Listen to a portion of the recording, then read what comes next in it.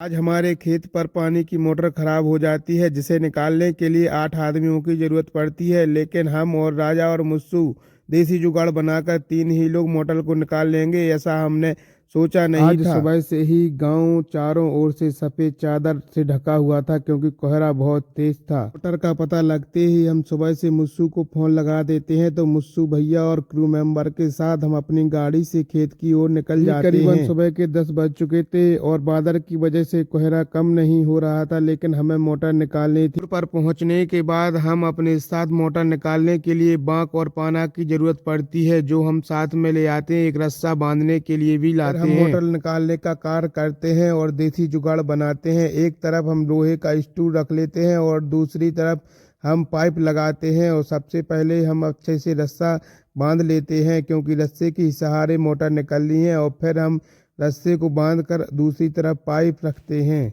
को अच्छी तरह रखने के बाद हम और राजा मोटर को उठाने का प्रयास करते हैं। मोटर जोर से उठाते हैं और मोटर उठने के बाद राजा बांक को खोलने लगता है और बांक को तुरंत ही किस देता है। 80 फुट मोटर निकालने में हमें करीब 2 घंटे लग जाते हैं, लेकिन अच्छी बात यह थी कि शाम से पहले ही मोटर निकलकर बाहर आ जाती है। मोटर को बाहर निकालने के बाद हमें पंखा में से मोटर अलग करनी थी, इसलिए मुस्सू भैया खोलने लगते हैं। कुछ देर तक मुस्सू भैया खोलते हैं, लेकिन नहीं खोल पाते हैं। फिर राजा भैया बाहुबली बनकर आते हैं, दोनों हाथों में पाना लेकर और खोलने लगते हैं। मोटर को अलग करने के बाद फिर हम एक बोरी में मोटर को रखकर उसे सुधरवाने के लिए पाली ले जाते हैं। और सुधरवाने में हमें करीबन 2 घंटे लग जाते हैं, और 2 घंटे बाद हम वापस अपने बोर पर आ जाते हैं और उस मोटर को चलाकर देख लेते हैं और फ्री चलती है। हमारे क्रू मेंबर सभी 4 लोग गुस्सा बहुत तेज थे, क्योंकि इन सभी को बिना बताए ही हम पाली चले गए थे और हम अपने बोर पर लाइट आने का इंतजार करते हैं, क्योंकि हमें मोटर की केबल का शॉर्ट होने का डर लग रहा था। इसलिए हम बल्ब और होल्डर की मदद से हम मोटर की केबल चेक करते हैं और बाकी